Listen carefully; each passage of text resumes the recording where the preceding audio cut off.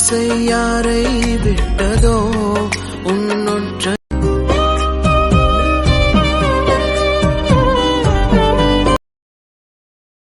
என்னம்மா வாமிட் வர மாதிரி இருக்கா?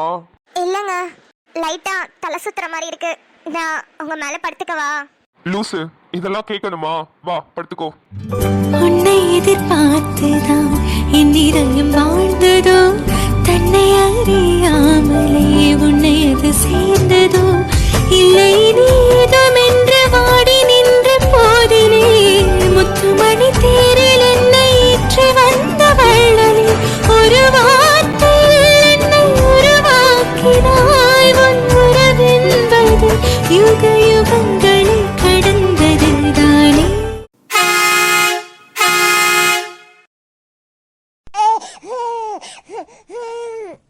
செல்லக்குட்டி எதுக்கு அழுவுறீங்க? அழக்கூடாதுமா. ஓ சரி சரி சரி சரி சரிம்மா சரிம்மா. அக்கா, பாப்பாவை கொடுங்க, நான் வச்சுக்கிறேன். சரிம்மா.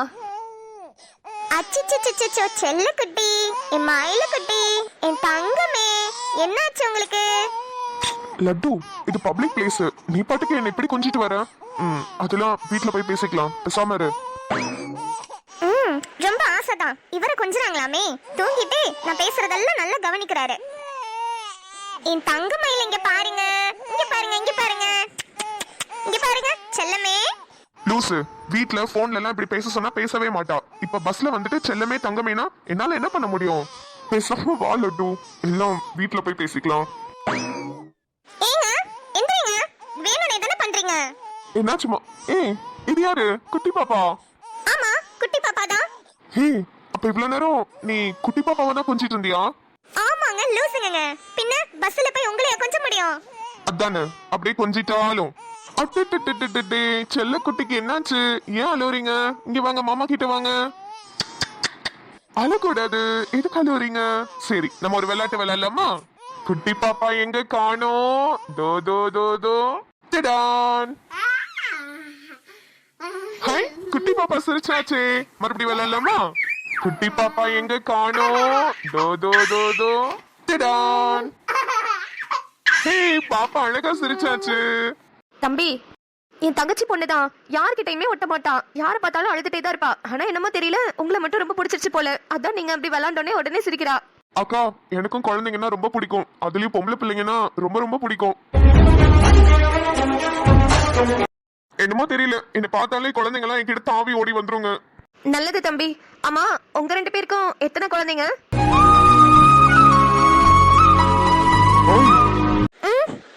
என்ன மேடம்க்கு வெக்கம்லாம் வருது?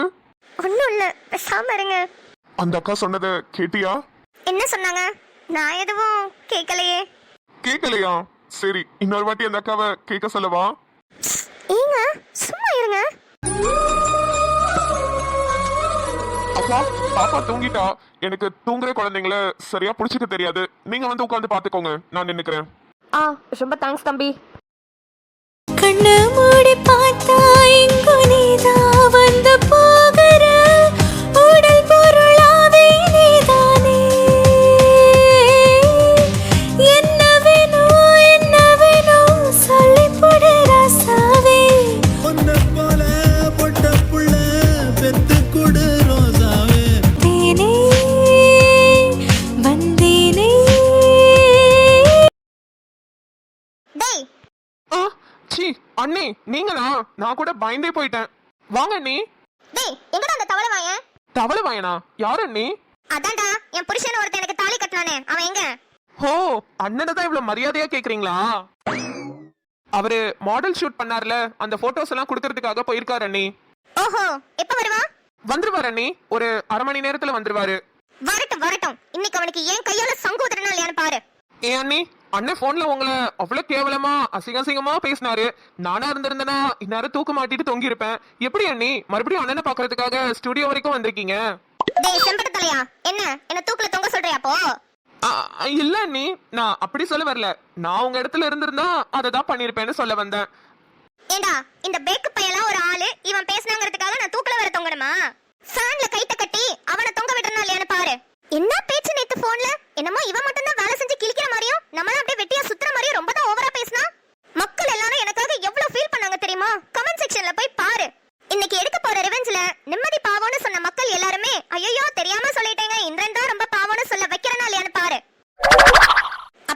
இந்த ரிவெஞ்சுக்கு நீ தான் எனக்கு ஹெல்ப் பண்ணணும். என்னது நானா? ஆமாண்டா செம்பட்ட மாட்டையா நீதான். அண்ணி நான் என்ன பண்ணணும்? என்னடா கரெக்டா பண்ணிருவியா இல்ல அவன் கையால தான் சம்பளம் வாங்குறவன அவனுக்கு நேர்மையா இருந்துட்டு எனக்கு பேக் ஃபயர் அடிச்சிருவியா? அண்ணி நான் எப்படி அண்ணி இதை பண்ண முடியும்?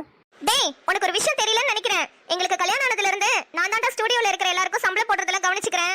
பாத்துக்கோ நீ மட்டும் நான் சொன்னதை செய்யலனா உனக்கு இந்த மாசம் மட்டும் இல்ல 2-3 மாசத்துக்கு சம்பளத்தெல்லாம் கட் பண்ணிடுவேன். ஐயோ அண்ணி என்ன நம்பிதான் என் குடும்பமே இருக்கு. சம்பளத்தை மட்டும் கட் பண்ணிடாதீங்க அண்ணி. அப்ப நான் சொன்னதை செய்.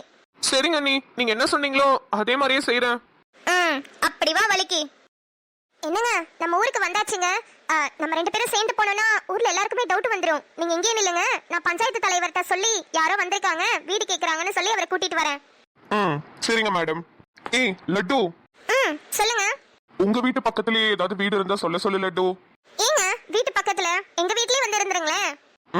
போலாமே, எனக்கு ஒன்றும் பிரச்சனை இல்ல. ஒன்னும் சரியில்லை பாத்துக்கோங்க. இருங்க போய் அவரை கூட்டிட்டு வரேன். வாங்க தம்பி, வணக்கம். புஷ்பா வந்து சொன்னுச்சு உங்களுக்கு நம்ம ஊர்ல வீடு வேணும்னு கேட்டீங்களாமே.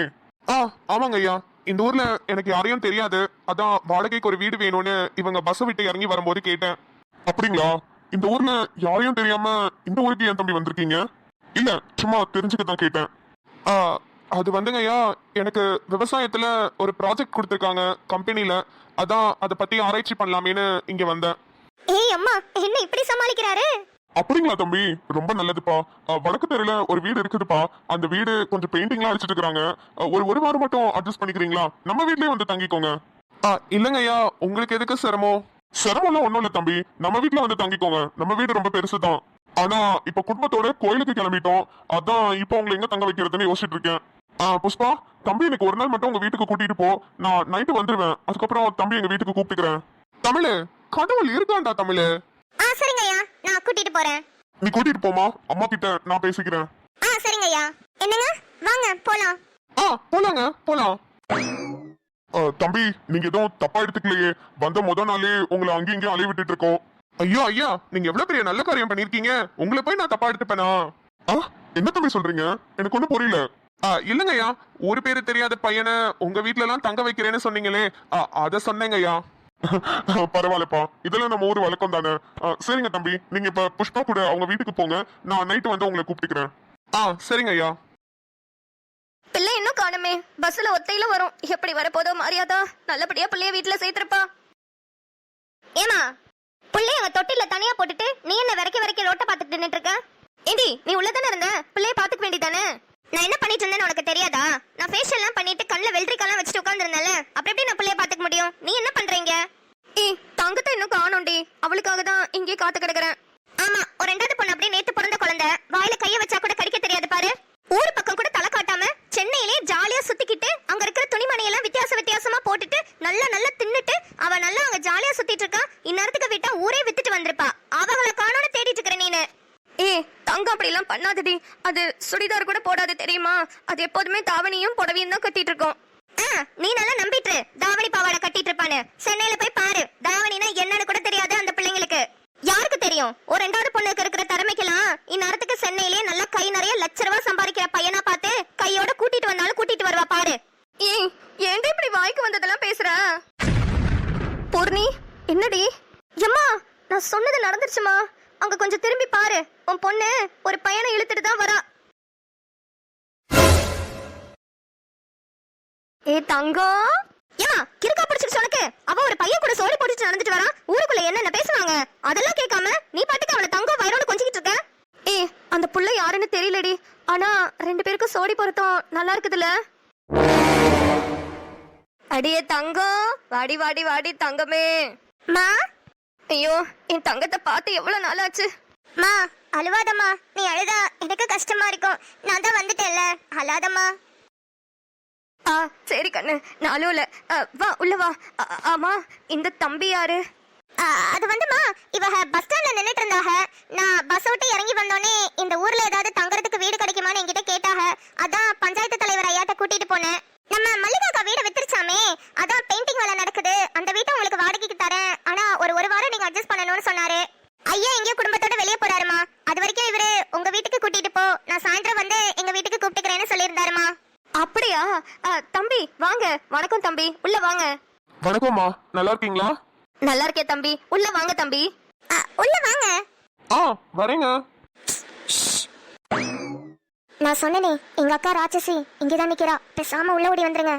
ஓ, இதுதான் உங்க கொக்காவா? என்னங்க? சச்சா, இதுதான் உங்க அக்காவான்னு கேட்டேம்மா. வாங்க பேசாம. தங்கம் வா கண்ணு, தம்பியை உள்ள கூட்டிட்டு வா கண்ணு. போலாமா? போலாம். ஹாய். ஆமா, அப்பையில இருந்து நானும் பாக்குறேன். ஏன் உங்க வாய் இப்படி டோயிங்னு கீழே தொங்கிட்டு இருக்கு? ஹலோ. ஹாய். ஹலோ. என்ன நக்கலா?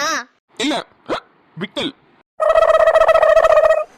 உங்க ரெண்டு பேரோட திருட்டு மொழியையும் பார்த்தா ரெண்டு பேரும் தனித்தனியா வந்த மாதிரி தெரியலையே. அங்கிருந்து ஒன்னா சேர்ந்து வந்து இங்க தனித்தனியா பிரிஞ்சு எங்கள்ட்ட எல்லாம் நடிச்சிட்டு இருக்கிற மாதிரி தெரியுது. தெரிஞ்சிருச்சா? உங்களுக்கும் தெரிஞ்சிருச்சா? சரி விடுங்க.